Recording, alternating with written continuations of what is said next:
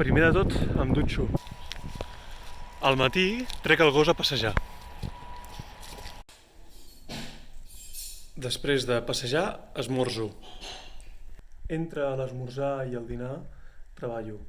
Preparo classes, corregeixo exàmens, corregeixo treballs, organitzo activitats.